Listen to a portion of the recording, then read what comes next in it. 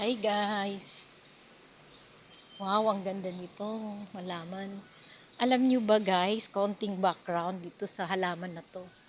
Pero bakit parang natutuyo? Oh, natutuyo yung ating, anong tawag dito sa halamang ito? Anong tawag dito? Alam nyo ba guys, nung pandemic, ayan, nung pandemic, wala pa kaming ganitong halaman. So, nung nag-house to house kami ni Teacher Nora para sa aming mga estudyante, may nakita kami sa ganitong halaman. Sa isang apartment. So, gustong gusto kong magkaroon ng ganitong halaman. So, ito, hiningi namin at nakuha namin ito sa isang basurahan kung saan maraming mga basag na bubog. So talagang tsinaga namin para lang kami makakuha nitong photos. Isa to sa mga variety ng, kung hindi ako nagkakamali, ito yung giant photos na marble. Ito. Sige nga mga guys, mag-comment kayo kung tama ba yung tawag ko dito, marble photos. Ito. Ayan. At ito naman po ay ibang klase din to ng photos. Ayan. Isa po yan sa gustong gusto kong magkaroon.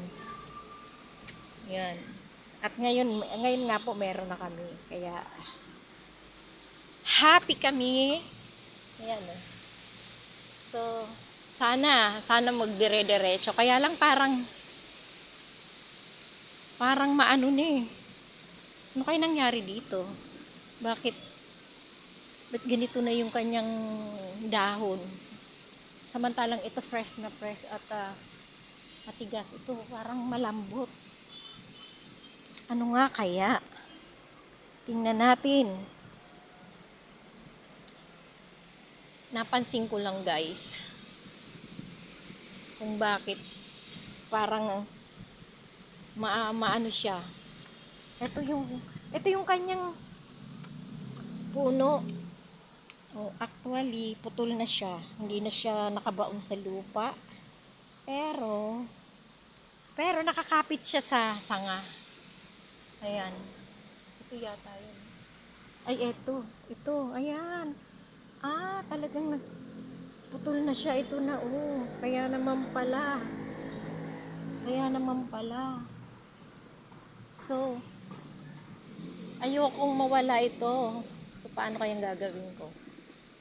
Siguro puputulin ko yung dulo niya at itatanim ko, ibabaon ko sa lupa. Para hindi ako mawalan itong ganitong variety. Giant marble photos na tinatawag. Pero ito parang isa lang din. Ito siya. Ito maliliit lang din. Pero pagdating sa taas, malaki na rin. Siguro lumalaki siya. Ito nag-start sila. Maliit. Pero habang tumataas, lumalaki. Ayan. Ayan pala.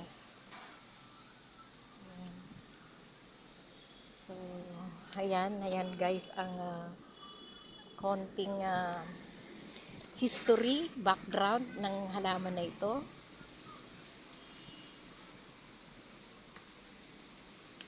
Ayan, maganda tingnan kasi. Kasi yung punong mamamatay na. Hello? Mamamatay na yung ano ko. Oh. Ano kayo nangyari dyan? Alin, ma'am? Ito lang. Ano yan? Di ba ano to? Parang photos to eh. Naputol. Putol yata. Oo. Pero ito putol din siya pero fresh pa rin. Oo, ano? Di ba? Kasi may ugat na siya, ma'am. Nakabaon. So itong isa, Saan ba yung puno niya? ito. Oo, Ay, oo. parang na baklas.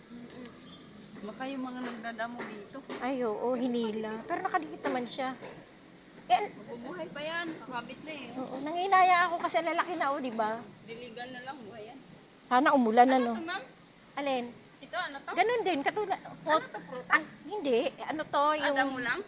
ano, halaman. Ang tawag dyan, di ba, Di ba may nilagay ka dito na ano? Naku, pinagtatanggal Sabi nila. mo prutas ba yun? Oo. Ano yun? Yung, ito, yung, Tin mo yung sabi mo? hindi, dragon fruits. Ay, dragon fruit. Ito, nawala nga eh. Ano? Ito, dragon fruits to. Ayan. Di ba ang mahal-mahal yan? Di ba may nilagay ka dyan? Oo, tinanggal nung mga naglinis. Ay, ayan, meron pa yan, yan pa rin. Ah, Maganda yan yun pagdating ang doon. hinahanap. Sabi ko, saan tinanim mo mo? Pagdating doon, mag-aano yan, mamumunga. Sa taas. Oh, so ito na nga lang ang nilagay. Kaso kinakain pala to ng ano, Na. ng daga. Daga Ay, yata. oo, kinakain yung puno. Ano niyang katawan? Kasi minsan nakikita ko ano na lang siya eh. Ngat-ngat. Dalawa yan dyan oh. Sarap siguro yan. Siguro. Malasa. Malasa. Pero may tinik siya, di ba? Maganda to, no? Oo. Malayo ang pinanggalingan yan eh. Ano to? Yaan naman yung mga halaman na, aywan ko, sari-sari. May naiwan. May tanim nga ako dyan na, ano ba tawag doon? Yung ginagawang, ano, yung mabango, din nilalagay sa biga, sa kanin. Pandan? Diba? Pandan. Nawala eh. Eh, baka nabunot na rin. Tapos yung, tawag dito, lemon. Malaki na yung lemon dyan eh. Ganyan eh. Nawala. Nawala din. Nahanap ko, wala na. Malilinis. So, oo, hindi siguro nila kilala.